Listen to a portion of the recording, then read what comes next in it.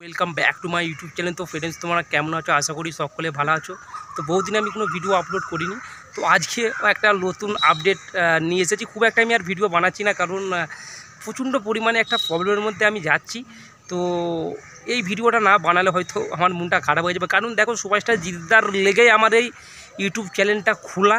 আর জিদ্দার update আমাকে দিতে হবে বস, কারণ সুপারস্টার জিদ্দার আপডেট আমি খুব সুন্দর করে বানাবার চেষ্টা করি। তোমরা দেখেছো যে আমার ইউটিউব চ্যানেলে কিন্তু বেশিরভাগ ভিডিও কিন্তু সুপারস্টার দেবদাকে নিয়ে।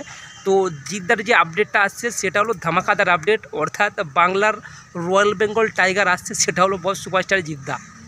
কারণ কেন বলছি তোমরা হয়তো জানো যে আমি কিন্তু তোমাদের সাথে বহুদিন আগে কিন্তু একটা ভিডিও আপলোডে বলেছিলাম যে সুপারস্টার জিদ্দার হয়তো বস 3 আসতে পারে, বা বস 3 কিন্তু প্রচণ্ড বড় পরিমাণে একটা প্রজেক্ট হতে চলেছে।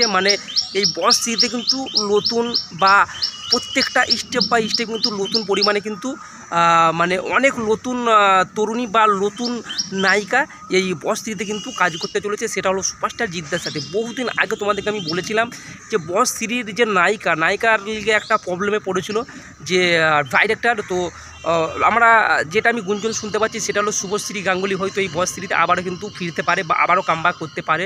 কারণ বস 3 বানালে কিন্তু বস প্রচণ্ড পরিমাণে দর্শক দেখবে, বা প্রচণ্ড পরিমাণে কিন্তু এই যে প্রজেক্টটা নতুন যে বস 3, আমরা বস 1 দেখেছি, বস 2 দেখেছি, প্রচণ্ড পরিমাণে বক্স অফিসে সাড়া পেয়েছে, প্রচণ্ড পরিমাণে হিউজ বা ক্রেজ ছিল বস 3 বা বস 1-এ। তো বস এটাই বলবো যে বস 3 গেছি বস অ্যাসে আমি এটাই বলবো যে আমার লাইফে কিন্তু সুপারস্টার জিদ্দা যদি বস 3 যদি আনে বস, আমি তো খুবই খুশি হব। কারণ আমরা আবারও সেই আগের সুপারস্টার জিদ্দাকে দেখতে চাই, যেই জিদ্দাকে দেখে আমরা সেই মারাত্মক লেভেলের সিনেমা হলে যে আনন্দ করেছি, যে একটা খুশির ঝড়। বস আমরা 1 দেখেছি, বস 2 দেখেছি, খুব সুন্দর লেগেছে। তো এই বস 3 পার্টটা কিন্তু সম্পূর্ণই আলাদাভাবে বানাতে চলেছে এই সুপারস্টার জিদ্দা। অর্থাৎ আবারও কিন্তু বাংলার রয়্যাল বেঙ্গল টাইগার আসছে, অর্থাৎ সুপারস্টার জিদ্দা।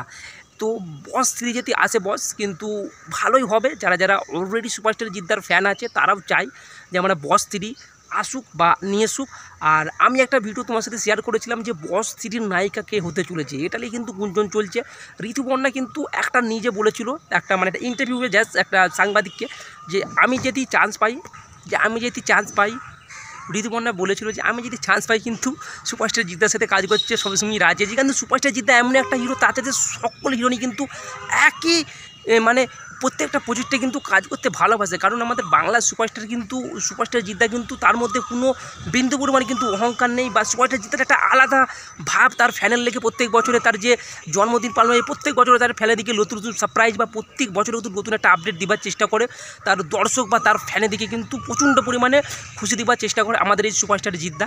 তো অলরেডি যদি বস 3 আসে অলরেডি আমাকে ভালোই লাগবে। আর তোমাদেরকে কেমন লাগবে এক্ষুনি কমেন্ট বক্সে জানাবে। আর ততক্ষণ সকলে ভালো থাকো আর সকলে সুস্থ থাকো। আর বেশি আমি ভিডিও বানাচ্ছি না, তো আশা করছি ভিডিও বানাবো।